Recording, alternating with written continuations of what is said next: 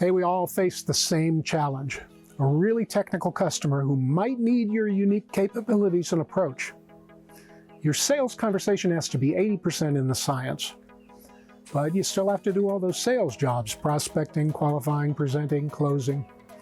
And oh yeah, you have to keep track of all your prospect and customer relationships, who you're working on, where they are in the process.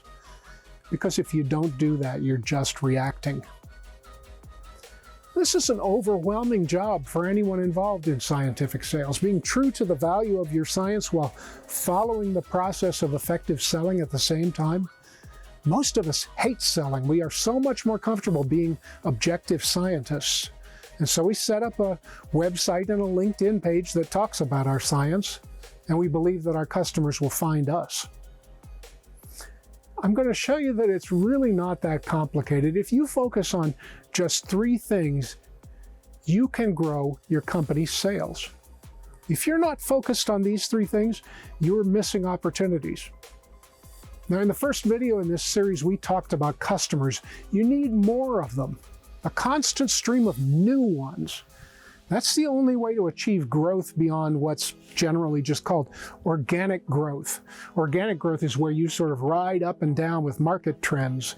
And over time, on average, you make about 5% more every year. More or less like the stock market. If you want to see that video, check out the links below. The second thing you need to focus on, though, is revenue. Hey, wait a minute, Jeff. Isn't getting more customers going to bring us more revenue? Well, yes, but now we need to focus on how you work with those customers. They're getting value from what you can do for them. Are you going to keep just doing the same old things for them until your competitors catch up, or until some new tech comes along that makes it easier and cheaper to get what you provide? Of course you aren't. You're going to constantly look for ways to increase the value you bring to your customers. If you increase the value, you'll get more revenue per customer. But just like customers, you can't just make revenue. You have to do something that results in bringing in more revenue. Assuming that you have any customers at all to work with, there are only 2 things that you can do to get more revenue from them. You can get them to buy more often, or you can work on getting them to pay more for each sale or project that they buy from you. Now, here's what the smart scientific business leader knows. To do either of those things, you have to offer more of what they need. And here's where your sales team is likely missing this boat. They are probably so focused on providing what your customer is asking for, getting that quote or proposal out the door, that they're not actually asking the customer about their need. Hey, what's the underlying problem you're trying to address here? How's that affecting your program? If we could do these other things as well, would that get you closer to solving the whole problem? What's the impact of solving that? What's the downside of not addressing it? If they focus on getting the order instead of solving the problem, your salespeople are just order takers. Imagine your company, let's make something up. Imagine you're contracted to work with a poorly soluble drug that needs to be tested in animals. Well, let's say that this is what you're good at and you're confident that you can do this work well. How would you get customers to buy this more often? Maybe you create a program where you do it fast according to some decision tree that's proprietary, developed in your group, that produces a simple, good-to-go mixture every time. It's not perfect, but it's fast and reliable. That's a way to get people to test more drugs using your rapid service. They'll buy more often. How would you get customers to pay more? Well, you add value to your offer.